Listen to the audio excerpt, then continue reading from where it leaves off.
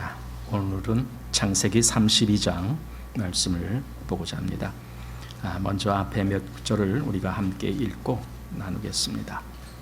1절부터 해서 12절의 말씀, 1절에서 12절의 말씀 우리가 함께 읽고 말씀 나누겠습니다.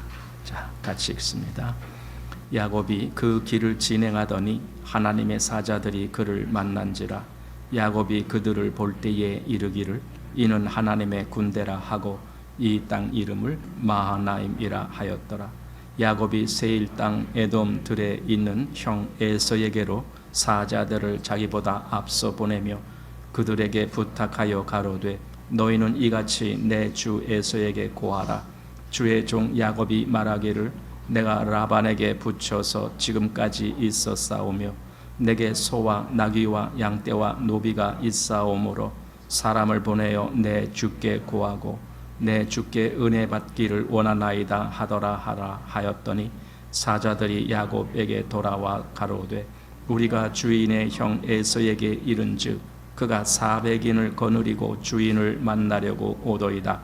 야곱이 심히 두렵고 답답하여 자기와 함께한 종자와 양과 소와 약대를 두 떼로 나누고 가로되 에서가 와서 한 떼를 치면 남은 한 떼는 피하리라 하고 야곱이 또 가로되 나의 조부 아브라함의 하나님 나의 아버지 이삭의 하나님 여호와여 주께서 전에 내게 명하시기를 내 고향 내 족속에게로 돌아가라. 내가 네게 은혜를 베풀리라 하셨나이다.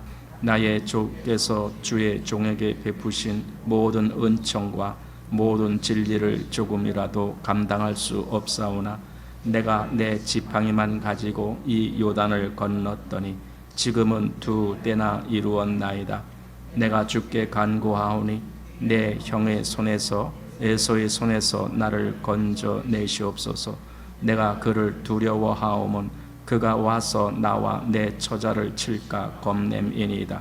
주께서 말씀하시기를 내가 정녕 네게 은혜를 베풀어 네 시로 바다에 셀 수 없는 모래와 같이 많게 하리라 하셨나이다.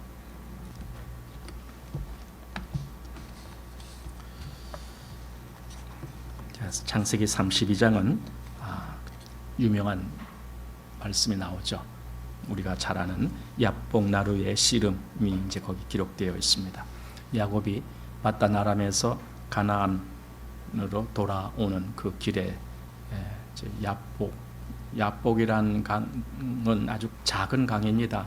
요단강에서 이렇게 동쪽으로 그 작은 지류로 되어 있는 강인데 그 강은 작아갖고 비 올 때는 물이 흐르고 비가 안 오면은 말라 있는 그런 강이라 그래요. 그러니까 평소에 그냥 얼마든지 건너기 쉬운 무슨 나룻배가 필요한 것도 아니고 그냥 지나가는 그런 것이 야복나루라고 되어 있습니다.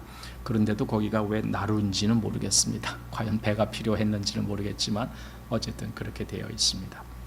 이제 거기서 야곱이 원한 건 아니지만 하나님의 사자가 그에게 나타나서 그와 씨름하는 이제 그런 대목이 나옵니다. 과연 그런 일이 왜 필요했을까? 오늘 우리는 어떤 일이 있다라는 그 사실적인 측면에서만 보지 말고 그 사건이 왜 있었느냐라고 하는 그 이유, 그 목적 이런 것들을 찾아야 됩니다. 왜 야곱에게 씨름이 필요했는가? 이런 문제입니다. 그래서 오늘 우리가 그 말씀을 같이 보면서 한번 은혜를 나누고자 합니다. 자, 32장 1절 이렇게 되어 있습니다. 야곱이 그 길을 진행하더니 하나님의 사자들이 그를 만난지라. 야곱이 그들을 볼 때에 이르기를 이는 하나님의 군대라 하고 그 땅 이름을 마하나임이라 하였더라. 여기 하나님의 군대다라고 그렇게 야곱이 말합니다. 하나님의 사자들이 그를 만난지라 그랬습니다. 왜 이런 일이 있었을까요? 사실 그 하나님의 사자들을 만나서 야곱이 뭐 특별히 그들과 대화한 것도 없습니다. 그냥 보니까 하나님의 사자들이 있는 거예요. 그런데 여기 그 땅 이름을 마하나임이라고 한 것은요, 이 마하나임의 뜻이 군대의 두 진영, 그러니까 두 군대를 의미하는 거예요. 여기 한 군대가 있고 여기 한 군대가 있고 이렇게 두 군대, 그 두 진영. 그러니까 진영이 둘로 이렇게 나누어 있다라는 의미입니다. 그걸 마하나임 이렇게 얘기를 했는데, 그래서 이걸 어떻게 해석하느냐면은 아마 한 진영은 야곱의 그 일행 그 앞에서 행하고 한 진영은 아마 뒤에서 행했을지 모른다. 아니면 우측의 한 진영 또 좌측의 한 진영 이렇게 있을지 모른다. 다시 말해서 야곱의 일행을 호위하면서 하나님의 사자들이 지금 같이 가고 있다라는 걸 보여주셨구나라는 그런 의미로 야곱에게 보이셨다라는 거예요. 그러니까 보이기만 했지 특별히 그들과 아무런 말도 없었어요. 대화한 것도 없어요. 단지 본 거예요. 그건 어떻게 보면 야곱에게, 야곱아, 내가 지금 너와 함께 하고 있어. 이런 하나님의 어떤 그 의중을 그렇게 펼쳐 보이신 것이 아닌가, 이런 뜻으로도 해석할 수 있다 그겁니다. 그러면은 왜 하나님은 야곱에게 이 하나님의 사자들을 보여주셨을까요? 야곱은 지금 자기가 밧단 아람에서 돌아오는 길이고, 어쩌면은 그 길이 그렇게 쉬운 길이 아니고, 또 거기 떠난 지 얼마 안 있어서 그 라반이 쫓아와 갖고 야 너 왜 그렇게 혼자 몰래 도망갔느냐 뭐 하면서 막 이렇게 추궁하고 이런 일도 있었고, 이제 가나안에 가까이 오니까 또 다른 걱정이 왔는데, 그것은 그 형 에서를 다시 만나야 된다는 거예요. 근데 그 형 에서는 이전에 별로 좋은 관계가 아닌 상태로 떠났잖아요. 에서가 야곱한테 그 자기가 받을 축복을 다 빼앗기니까 그게 분해 갖고 내가 저 야곱을 이제 죽여야 되겠다. 아버지의 곡할 때가 가까웠으니 내가 저 야곱을 이제 죽여야 되겠다. 이런 말까지 했고, 그래서 리브가가 그 말을 들어서 빨리 야곱을 대피시켜야 되겠다. 지금 일이 그렇게 된 거잖아요. 그러니까 이 야곱과 에서 사이가 지금 굉장히 아주 좋지 않은 관계로 헤어졌던 거잖아요. 근데 다시 만나야 되는 거예요. 어차피 가나안에 오면은 만나지 않을 수가 없는 거예요. 그러니까 이 야곱에게는 그게 보통 마음에 큰 문제를 작용하는 게 아니에요. 그런데 그런 야곱을 하나님은 다 아시는 거죠. 그래서 하나님의 군사를 보이시는 거예요. 마하나임, 두 무리의 군대 이렇게 보이시면서 내가 너를 지키고 있어. 내가 너를 보호하고 있어. 이런 그런 어떤 뜻을 펼쳐 보이신 것이 아닌가. 왜냐하면 여기는 그렇게 보이셨다라는 말 말고는 다른 말씀이 없잖아요. 무슨 말씀을 와서 했다느니 뭐 이런 거 일체 없잖아요. 그냥 보이신 거예요. 근데 사실은 그 보이는데 항상 그렇게 보이게 하시지는 않았겠죠. 잠깐 보이다가 또다시 안 보이게 됐겠죠. 그것이 여기 1절, 2절에 보이는 대목입니다. 자, 이제 3절 말씀 보겠습니다. 야곱이 세일 땅 에돔 들에 있는 형 에서에게로 사자들을 자기보다 앞서 보내며 그들에게 부탁하여 가로되 너희는 이같이 내 주 에서에게 구하라. 주의 종 야곱이 말하기를 내가 라반에게 붙여서 지금까지 있었사오며 내게 소와 나귀와 양떼와 노비가 있사오므로 사람을 보내어 내 주께 고하고 내 주께 은혜 받기를 원하나이다 하더라 하라 하였더니. 그러니까 야곱은 지금 뭔가 에서를 만난다는 것이 쉽지 않다라는 걸 이미 알고 있기 때문에 어떻게 하면은 에서를 그나마 그래도 좀 쉽게 만날 수 있을까 한 그런 차원에서 사자를 미리 앞서 보내갖고 에서에게 가서 이렇게 전하라. 근데 이 전하는 말을 가만히 보십시오. 4절 중간쯤 보면은 너희는 이같이 내 주 에서에게 고하라 하고 주의 종 야곱이 말하기를 내가 라반에게 붙여서 지금까지 있었사오며 내게 소와 나귀와 양떼와 노비가 있사오므로 사람을 보내요 내 주께 고하고 내 주께 은혜 받기를 원하나이다 하더라 하라. 아니 언제 야곱이 에서를 보고 주라고 얘기했어요? 지금까지 그런 적이 없었잖아요. 전에 팥죽으로 장자권을 뺐을 때도 생각해 보세요. 그때로 주라고 생각했습니까? 주라고 생각했으면 그런 일을 저지를 수도 없었겠죠. 그리고 그 에서가 받을 축복을 그걸 가로챌 때에도 언제 에서를 주라고 생각했겠어요? 근데 지금 그때와 지금은 20년이란 세월이 흘렀어요. 아마 이제 철이 들었나? 어쨌나? 그래서 이렇게 주라고 부르나? 그런 건 아닌 것 같아요. 잘못하면은 자기가 죽을 것 같으니까.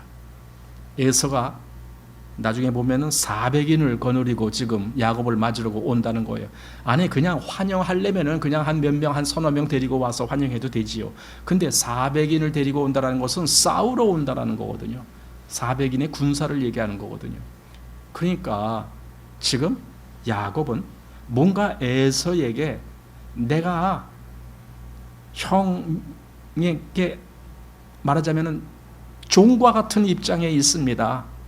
그러니까 형을 주인이라고 불렀죠. 주, 내 주. 그래서 내 주께 은혜 받기를 원하나이다. 이렇게 말한 거죠.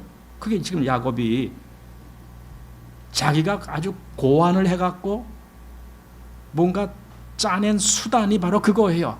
내가 에서에게 아주 저자세로 가장 낮은 위치로 해서 만나야 되겠다. 그러면 혹시 형이 나를 너그럽게 봐주시지 않을까? 만약에 정말 그런 계획이었다라면 야곱은 성공했을까요? 못했을까요? 그게 다였다라면 성공 못했어요. 지난번에 라반이 야곱을 쫓아왔을 때에도 그때도 야곱을 치려고 온 거 아닙니까? 근데 그때도 라반을 막아서 치지 못하게 하신 분이 여호와 하나님이시거든요. 지금 에서가 야곱을 치러 온다라고 할 때에도 역시 에서를 막는 것은 하나님이시지 야곱의 꾀가 아니거든요. 그러니까 야곱이 지금 많은 계략을 내놨다 할지라도 그걸로 성공하지는 않는 거예요. 하지만 야곱은 계속 자기 꾀를 내어갖고 어떻게 해서든지 에서의 분노를 좀 가라앉혀서 자기를 만날 때 별 탈이 없게 하려고 그렇게 지금 꾀를 낸 겁니다. 근데 보세요. 지금 그렇게 할 때에 뭔가 미리 사자를 앞서 보낼 때 그때 왜 이렇게 뭔가 아주 저자세로 마치 형을 주인이라고 그렇게 말하는 그런 말 속에 자기를 왜 저자세로 낮췄을까요? 그는 지금 자기가 하나님께 보호받고 있다라고 하는 사실을 잊어버렸나요?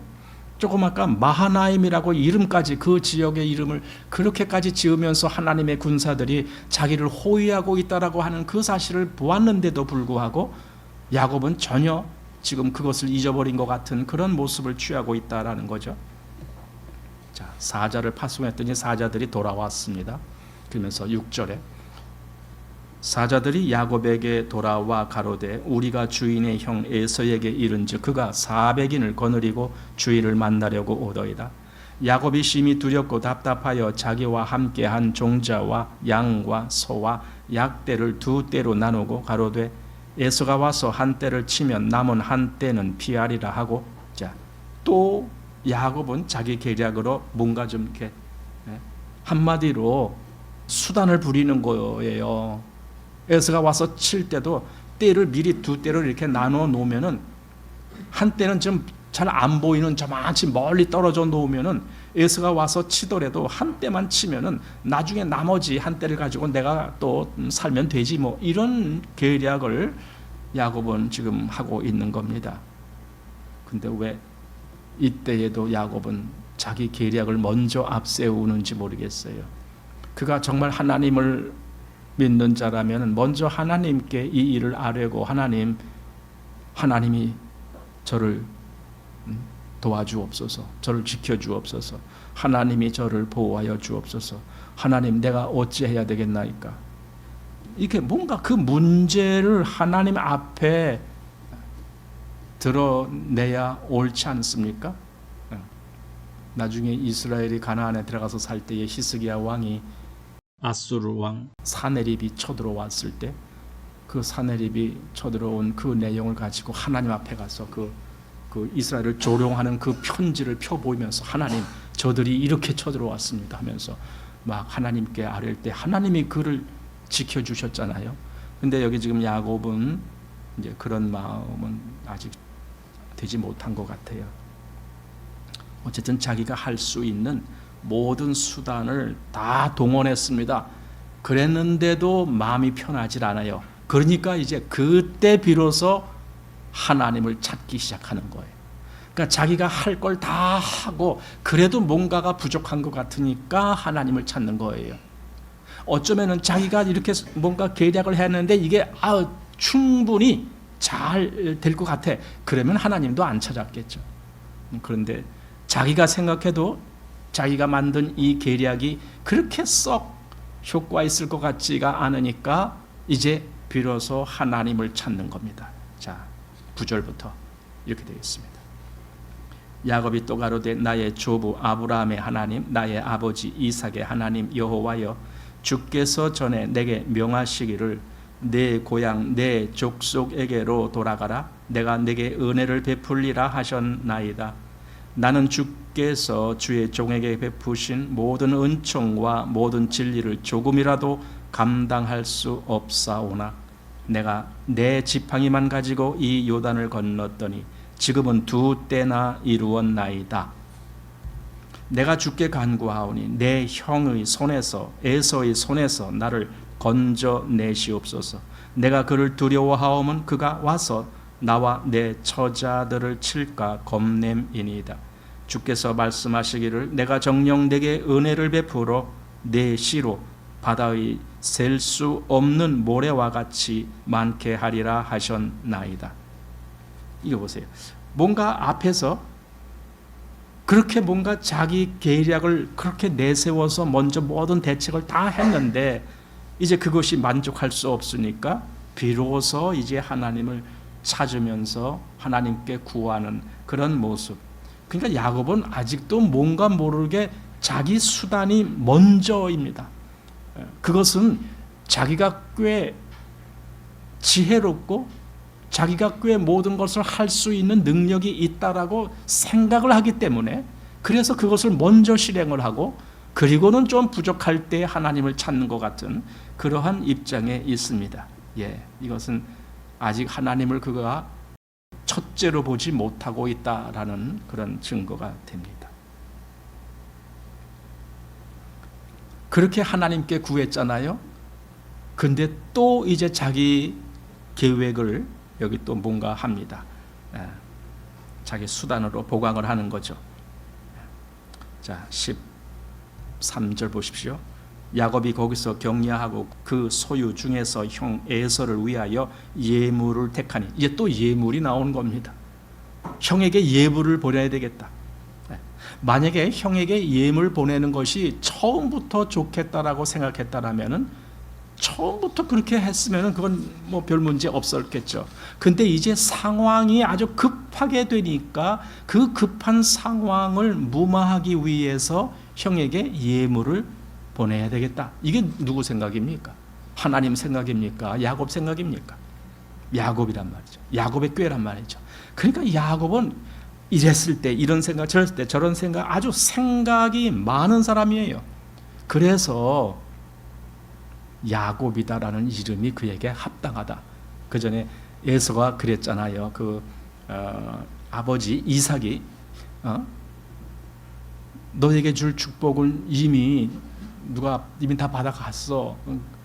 그게 바로 야곱이 그랬구나. 이렇게 얘기할 때 그의 이름이 야곱이 옳지 않냐입니까? 그가 이렇게 나를 속였습니다 하면서 그 야곱이란 이름 자체가 속이는 자다라는 의미를 가진 거거든요.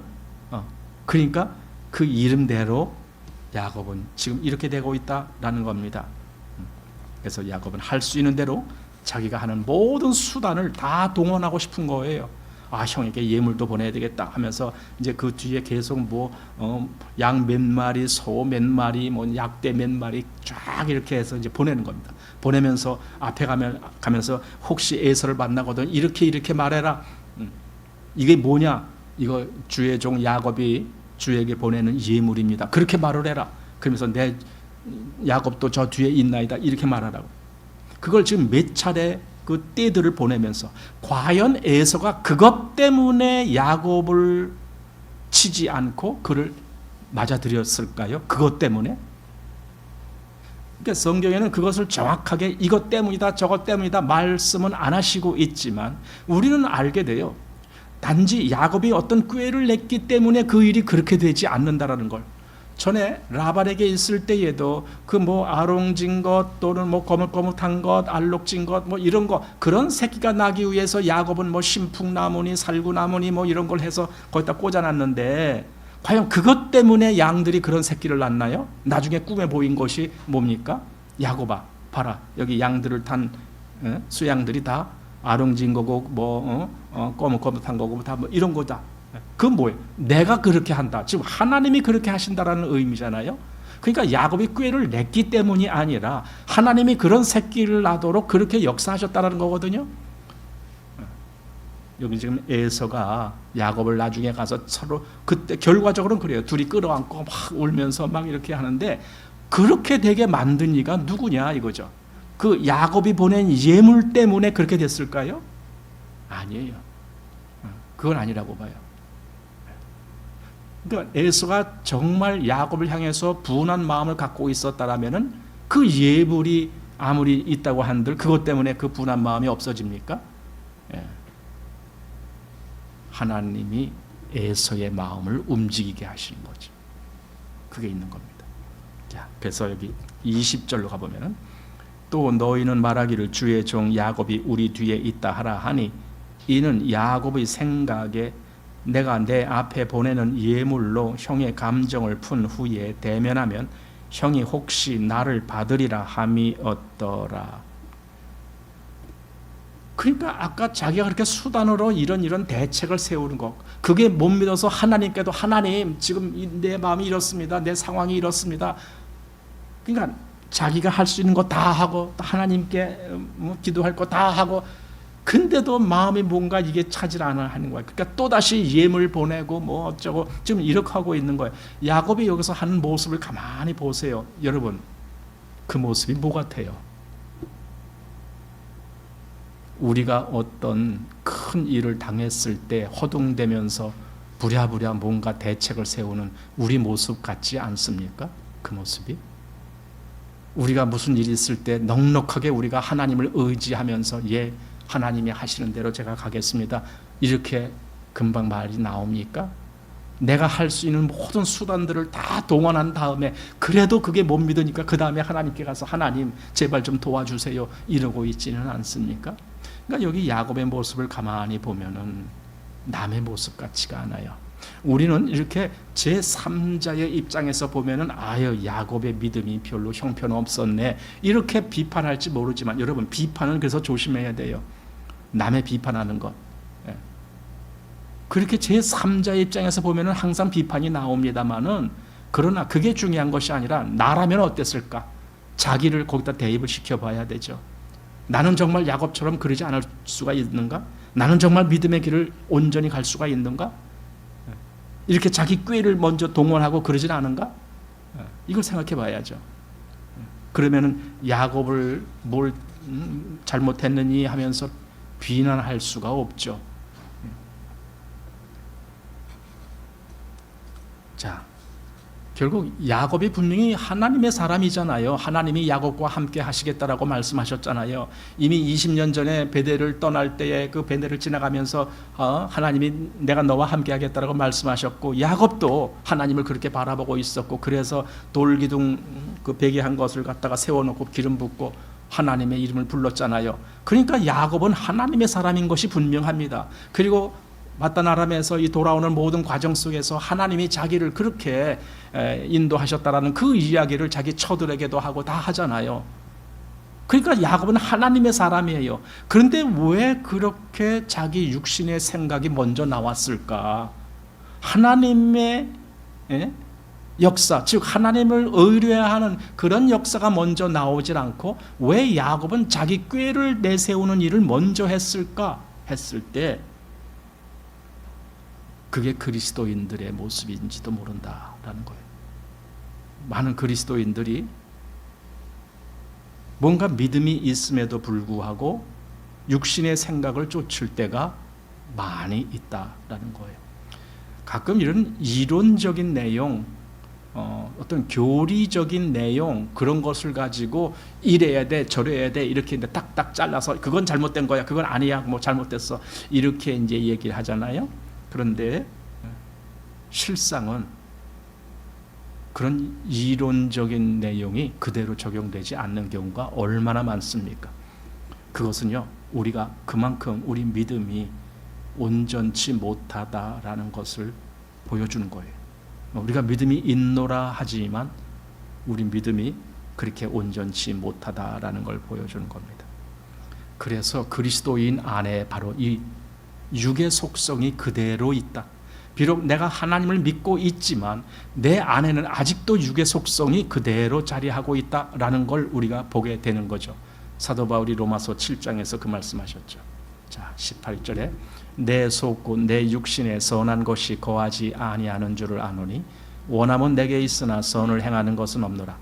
어떤 사람들은 이런 걸 해석할 때 이것은 사도 바울이 구원받기 이전의 상태다 이렇게 말하는 사람들이 있는데 그건 잘못된 겁니다.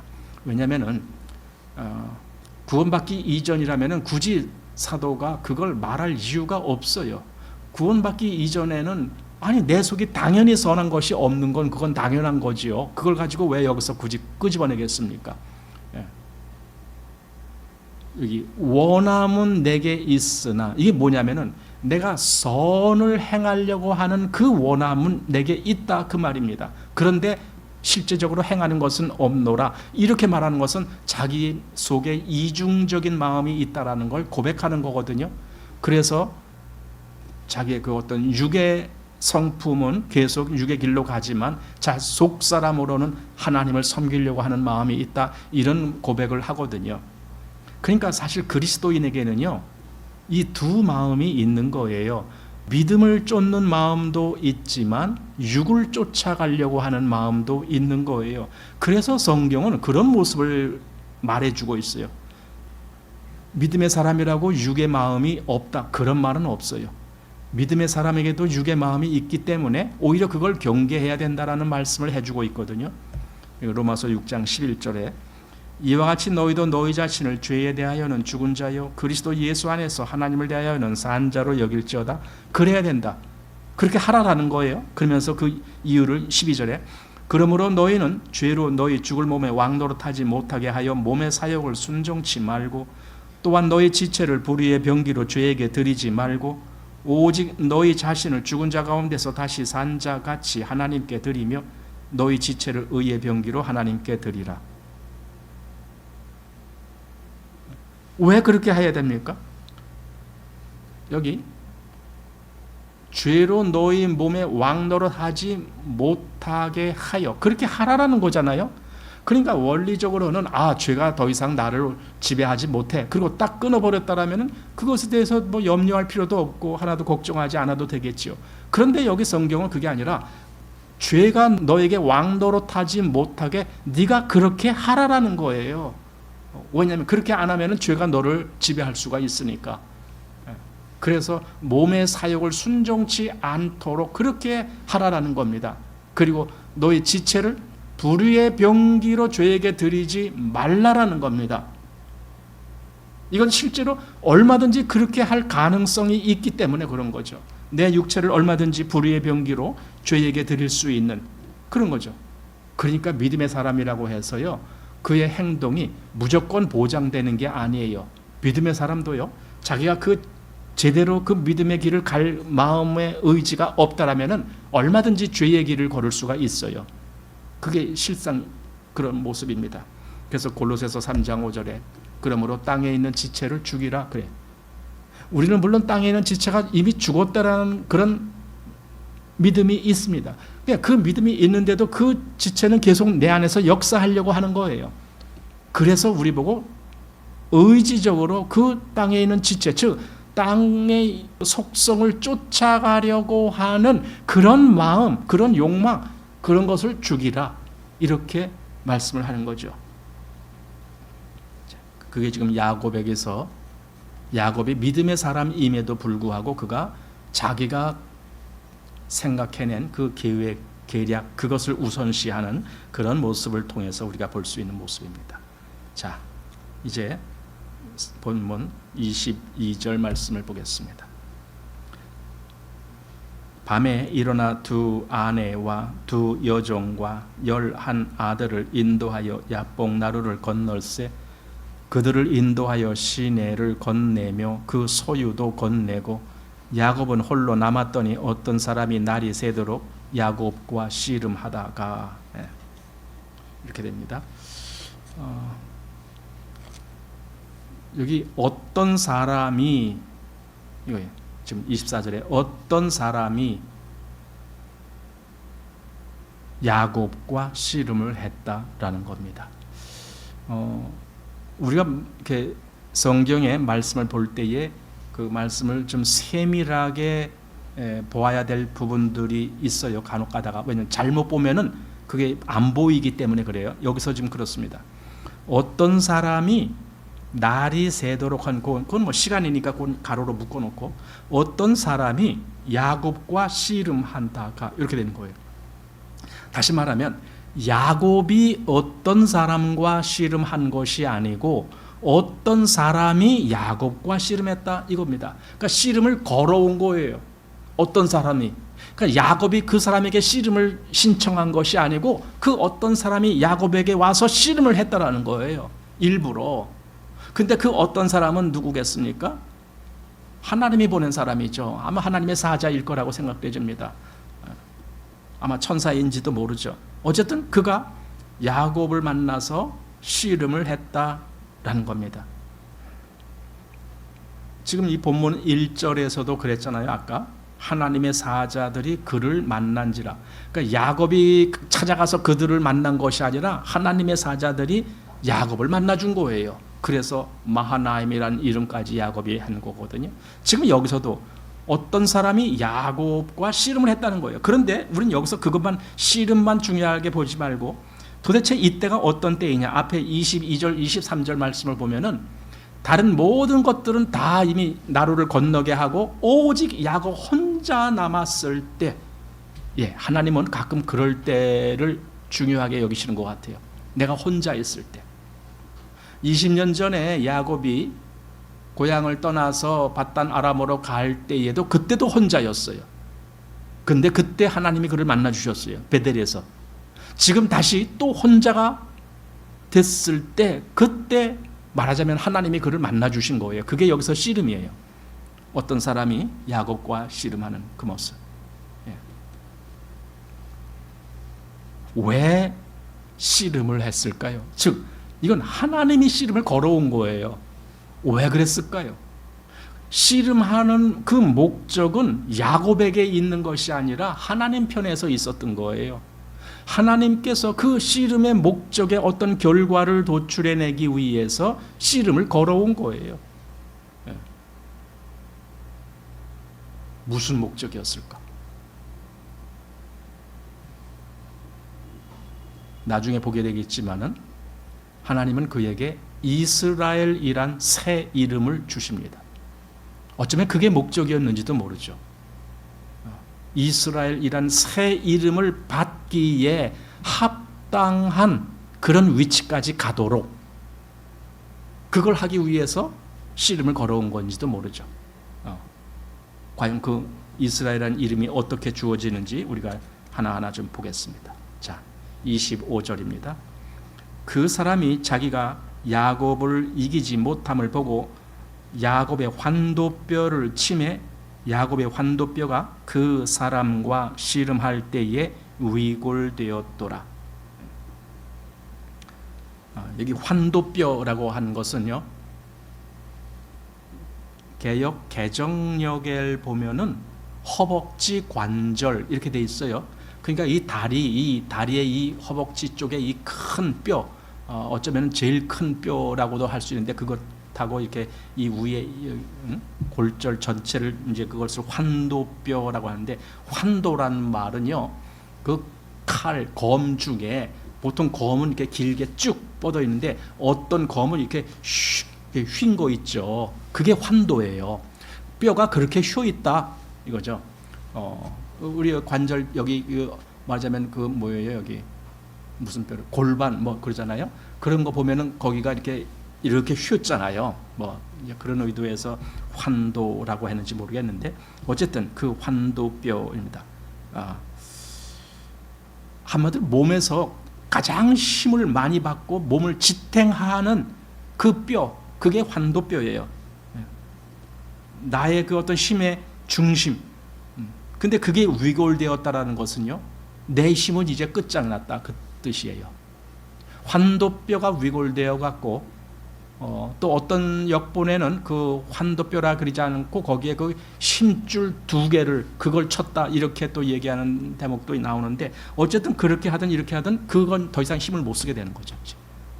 그런 상태로 되어졌을 때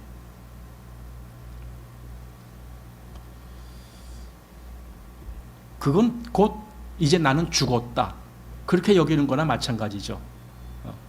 내 가장 힘을 쓸 만한 환도뼈가 위골됐으니 이제 나는 내 힘은 다 없어져 버렸다. 이제 나는 아무 힘이 없는 그런 존재가 됐다. 이렇게 여기는 거죠.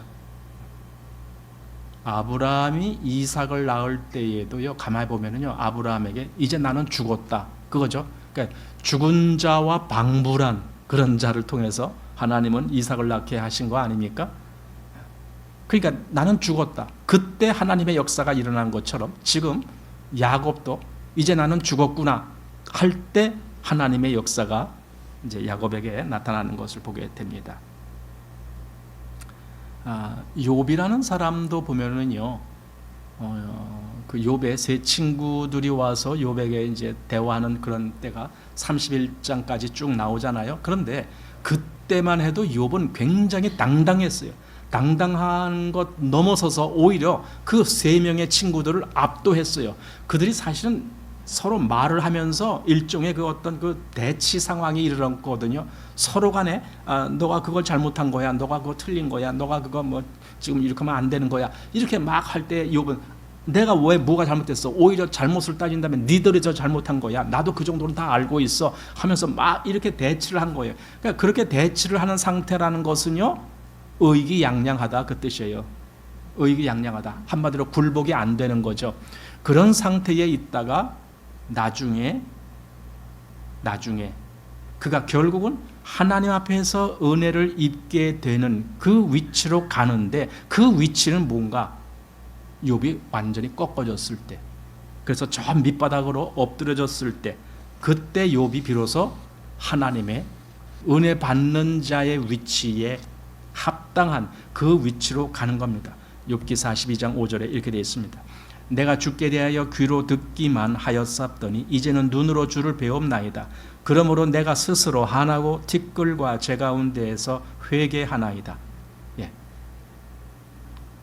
지금 욥이 하나님을 바르게 보는 그 눈이 뜨여진 거예요. 하나님을 바르게 보게 되니까 결국 욥이 또 무엇을 바르게 봤느냐? 자기를 바르게 본 거예요. 그 이전까지는 자기가 그렇게 의기양양했던 것은 아직 하나님을 바르게 보질 못했기 때문에 그렇게 된 거예요. 근데 이제 비로소 하나님을 바르게 보게 되니까 자기라는 존재는 이건 완전히 아주 형편없는, 아무런 가치도 없는, 그리고 아무런 힘도 없는 무능력한 그런 존재라는 걸 비로소 깨닫기 시작하는 거죠. 그래서 여기 6절에 그러면 내가 스스로 한하고 티끌과 제 가운데서 회개하나이다. 자기를 스스로 한한다라는 것이면 더 이상 자기를 계속 이렇게 뭐 나도 너희들만큼 다 알 걸 알아 뭐 이렇게 떠드는 것이 아니라 나는 이제 아무것도 아닙니다. 나는 아무것도 아닙니다. 야곱의 환도뼈를 하나님이 치셨다라고 할 때 바로 그런 의도가 있어요. 내 힘의 중심이라고 할 수 있는 그 환도뼈를 쳐서 위골시킴으로 인해서 야곱에게 뭘 깨닫게 하시는 겁니까? 너는 아무것도 아니야. 너는 아무것도 아니야. 그 존재.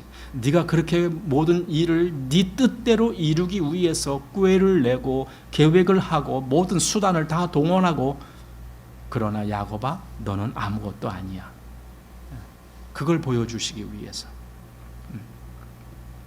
어쩌면 육적인 수단을 지금까지 그렇게 요번 야복강의 그 에서를 만나는 그때만이 아니라 그 이전에도 야곱이 얼마나 많은 꾀를 내고 계획을 짜내고 그랬습니까? 그걸 다 이제 내려놓고 하나님을 의지하는 법을 배우게 하시려고. 아마 그래서 환도뼈를 치셨다라고 볼 수 있어요. 즉 그게 뭐냐면요, 하나님은 그렇게 하나님 앞에 자기가 낮은 존재라는 걸 발견한 사람에게 은혜를 주시거든요. 그러니까 지금 이렇게 말하는 것은요, 야곱을 미워해서가 아니라 오히려 야곱을 사랑하기 때문에, 그래서 야곱에게 하나님의 은총이 갈 수 있는 그 위치로 야곱을 끌어가시려고 환도뼈를 치신 거예요. 그러니까 진짜 감사한 일이죠.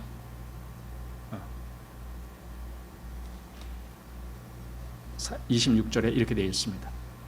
그 사람이 가로되 날이 세려하니 나로 가게 하라. 야곱이 가로되 당신이 내게 축복하지 아니하면 가게 하지 아니하겠나이다. 환도뼈가 위골된 야곱은 그가 할 수 있는 일은 이제 한 가지밖에 없어요. 하나님께 매달리는 것. 자기가 뭘 어떻게 할 수 있는 아무런 이제 능력이 없다라는 걸 비로소 깨달은 거예요. 그러니까 하나님께 당신이 내게 축복하지 아니하면 가게 하지 아니하겠나이다. 요 앞에서 그랬잖아요. 날이 세려하니 나로 가게 하라. 하나님의 사람이 그런 거예요. 나로 이제 가게 하라. 한마디로 날 놔줘라. 나 이제 갈 거야. 그랬더니 야곱이 붙잡은 거예요. 못 가게. 난 당신께 축복받아야 되겠습니다. 그냥 가시면 안 됩니다. 그거죠. 20년 전에 이삭이 그 아들에게 축복할 때에 야곱이 에서의 축복을 딱 차지했지만 에서는 그때 그 축복을, 아버지 그 남은 축복이 이거밖에 없나이까 내게도 축복하소서라고 아주 간청을 하는 그런 대목을 우리 생각하게 됩니다. 근데 지금 야곱이 이제 하나님께 그런 마음이 된 거예요. 내게 축복해 주셔야 되겠습니다. 내가 꾀를 냈지만 그건 아무 의미가 없습니다. 하나님이 축복하시지 않으면 아무것도 안 될 겁니다. 여기 왜 나로 가게 하라라는 그 말을 할 때에 우리 잘 보세요. 아니 하나님의 사람이라면 굳이 야곱에게 그런 말을 할 필요가 뭐가 있어? 그냥 야곱을 휙 떨쳐버리고 그냥 휙 가시면 되잖아요. 아니 하나님의 사람이 그 정도의 능력이 없어요?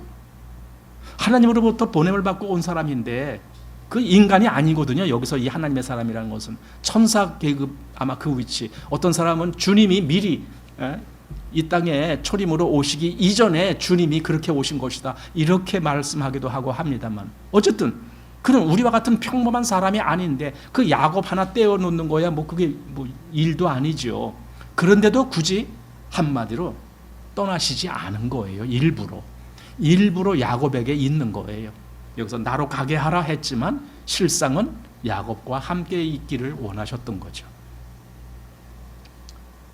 그래서 뿌리치지 아니하시고 그냥 야곱에게 요청을 하는 거죠. 아마 하나님은 바로 이러한 때가 오기를, 즉 야곱이 하나님께 그 축복의 은혜를 간청하는 그 때가 오기를 하나님은 기다리시고 그걸 원하셨던 것이다. 그 때가 오기를. 그 이전에는 야곱이 그런 마음이 아니에요. 왜? 지가 하면 되니까. 자기가 이렇게 꾀를 내서 이렇게 계획을 해서 그렇게 하면 다 되니까. 그러니까 굳이 이렇게 하나님께 간청할 이유가 없었어요. 근데 이제 모든 것이 끝난 거예요. 왜? 환도뼈를 지금 위골되었는데 그가 뭐 할 수 있는 게 뭐가 있어? 저기 에서가 오면 가서 에서와 맞서서 한번 싸울 겁니까? 뭐 할 거예요? 환도뼈가 위골된 사람이. 그러니까 이제 비로소 하나님께 의지하는데 바로 그걸 하나님이 원하셨던 것이다. 그 손, 지금 그 하나님의 사람께 매달리면서 붙잡고 있었던 그 손이 옛날에 무슨 손이었어요? 그 어머니 태에서 나올 때에 앞에 나온 그 에서의 발꿈치를 잡고 나온 손, 그 손, 그동안의 모든 그 계략을 나름대로 다 할 때 그 손이 다 했잖아요.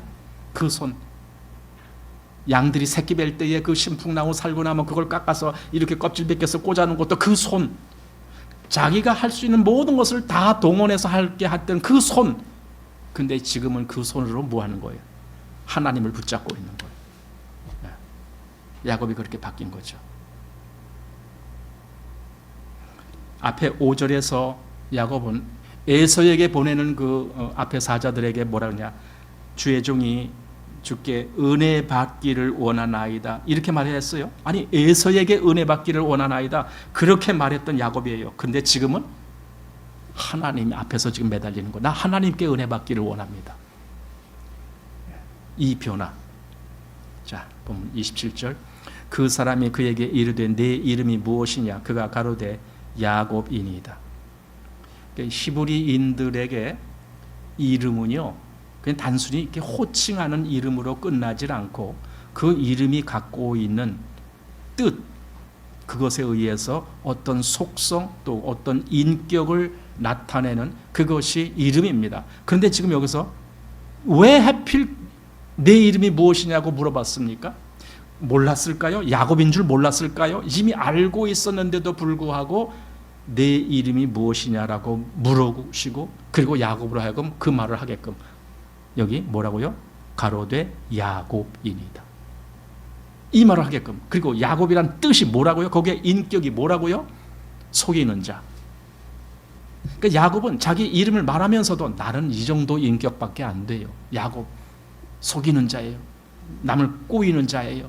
뭔가 이렇게 이렇게 뭐 비틀려고 뭐 이렇게 하는 자예요.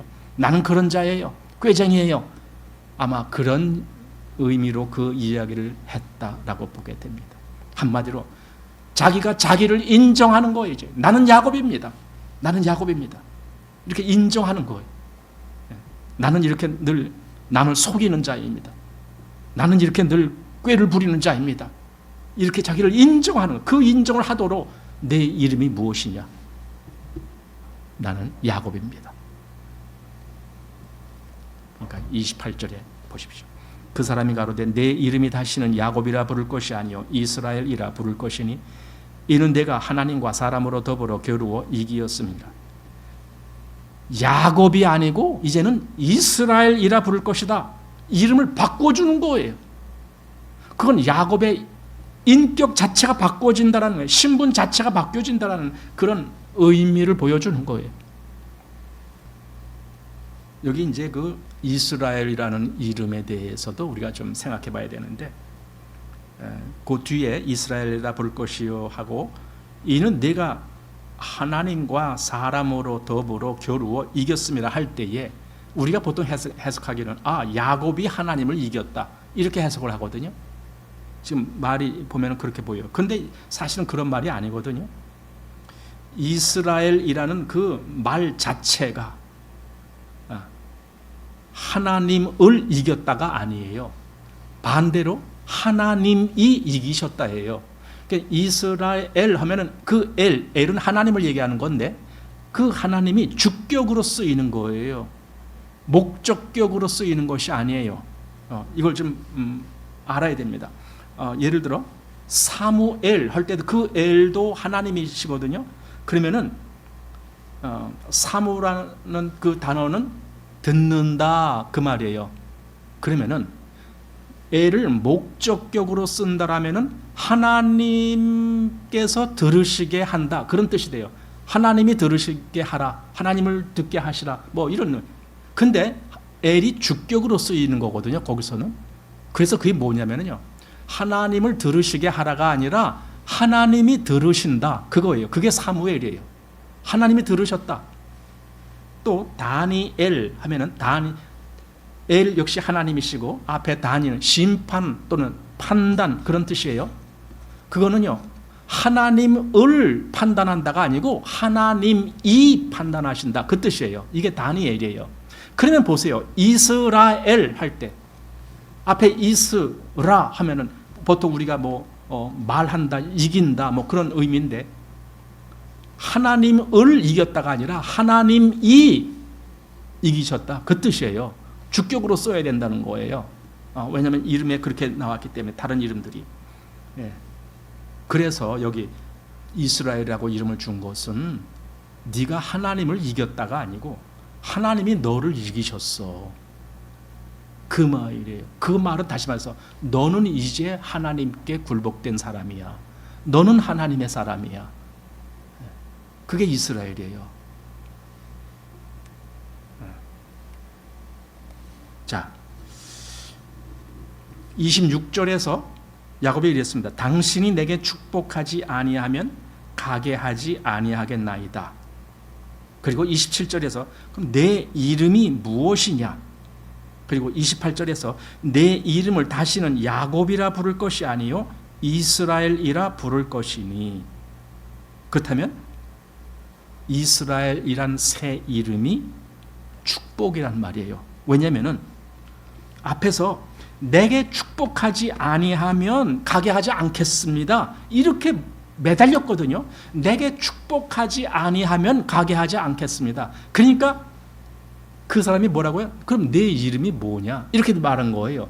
그러니까 야곱은 내게 축복해야만 되겠습니다. 그래? 그럼 내 이름이 뭐냐? 야곱입니다.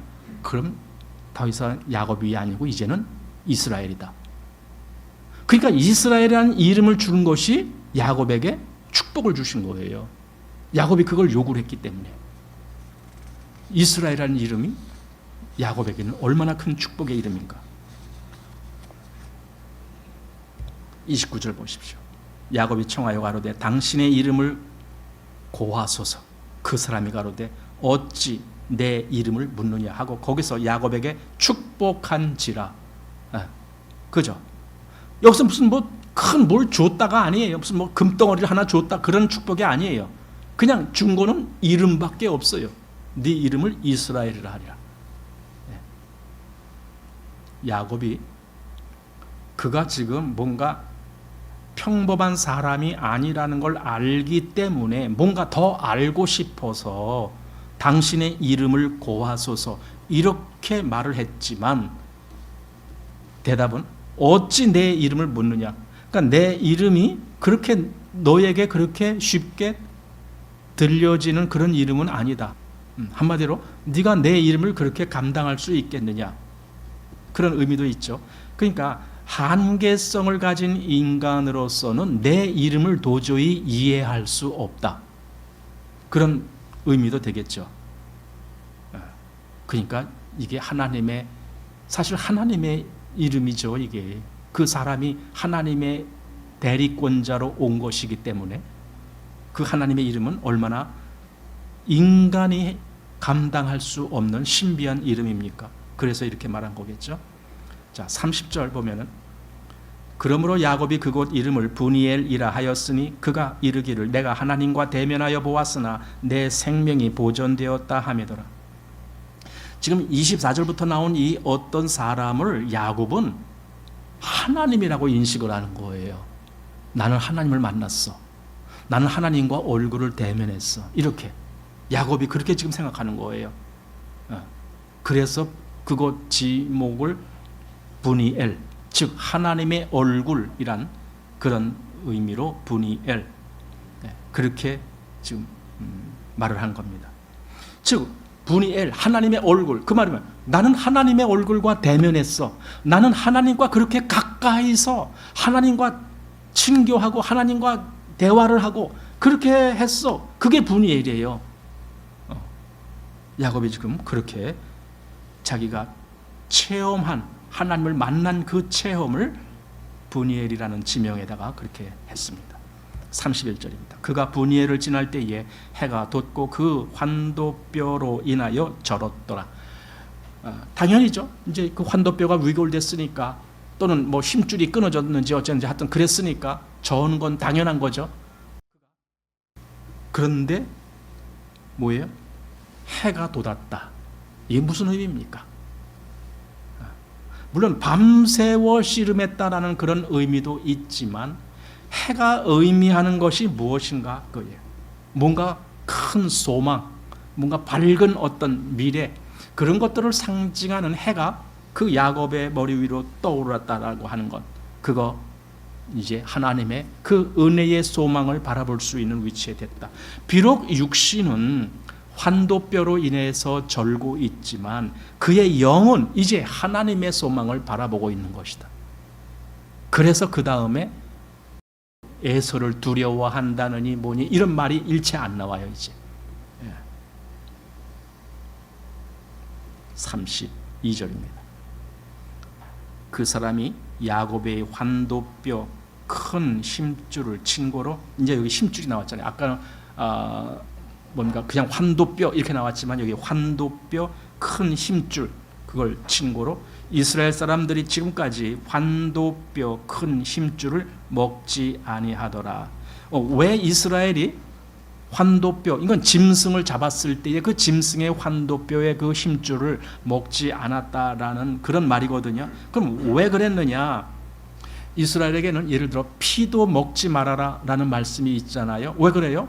하나님이 그 피를 뭔가 거룩한 의미로 그들에게 말씀하셨기 때문에 피를 함부로 먹으면 안 된다라는 그런 어떤 인식이 그들에게 있었던 것이죠. 근데 여기 지금 환도뼈의 큰 힘줄도 뭔가 지금 야곱이 하나님과의 그 씨름을 통해서 하나님이 그것을 만졌다라는 그런 의미인데, 그렇다면 하나님과 접촉에 의해서 이 환도뼈 힘줄은 하나님께 바쳐진 거야.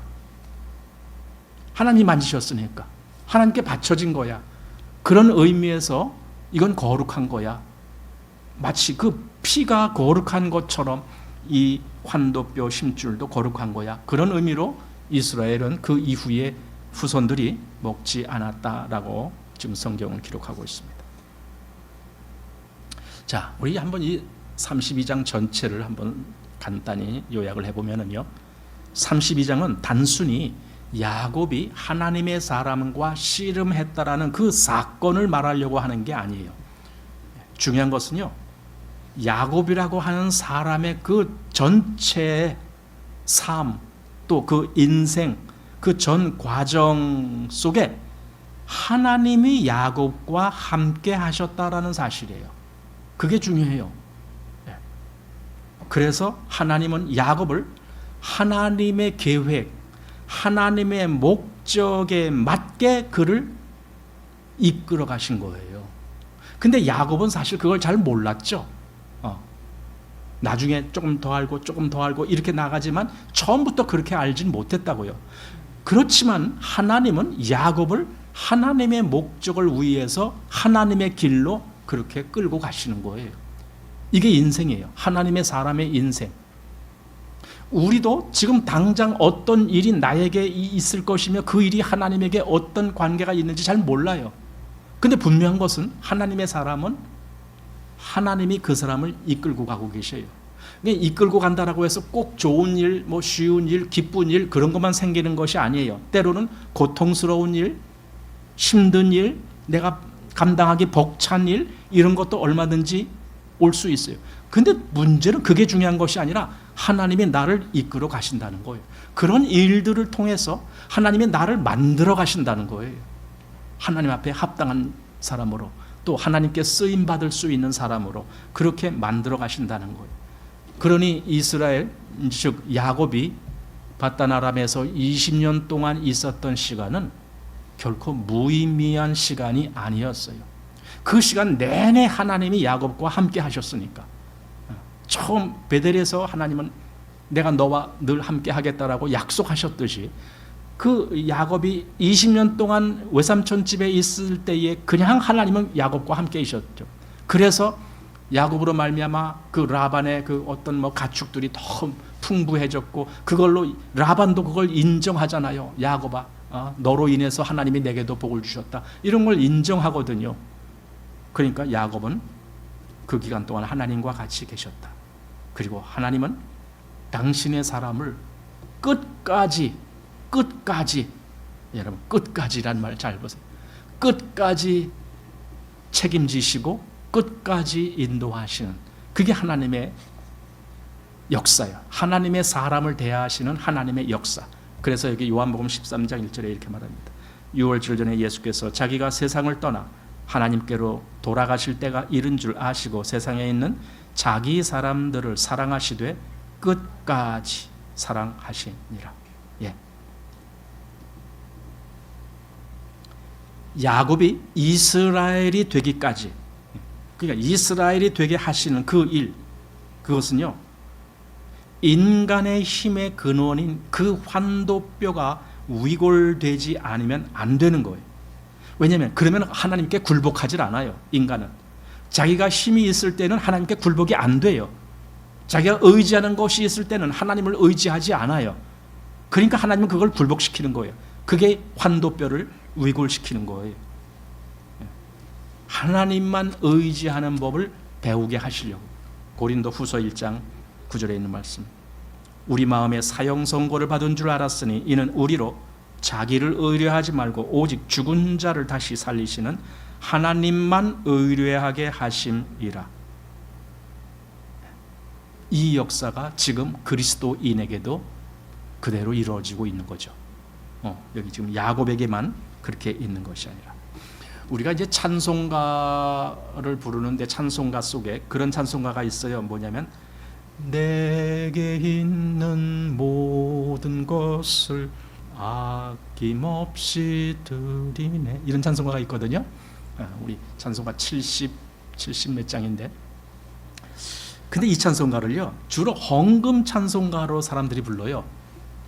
그 전에 이제 신학교 가면은 이제 신학교 학생들이 그 학생들 자체로 예배 드리는 시간이 있어요. 경건 예배, 그래갖고는 이제 예배 드리는 시간이 있는데, 그때 그 헌금 시간에 꼭 이 찬송가를 불러요. 내게 있는 모든 것을. 아니 그게 헌금하라는 찬송인가요? 전혀 아니에요. 우리 말에는 내게 있는 모든 것을 아낌없이 뭐 드리네 뭐 이런 식으로 해석되어 있지만 원래는 그게 아니에요. 원래는 그 뜻이 아니에요. 거기 후렴구에 이렇게 돼 있어요. 주께 드리네 주께 드리네 사랑한 구주 앞에 모두 드리네.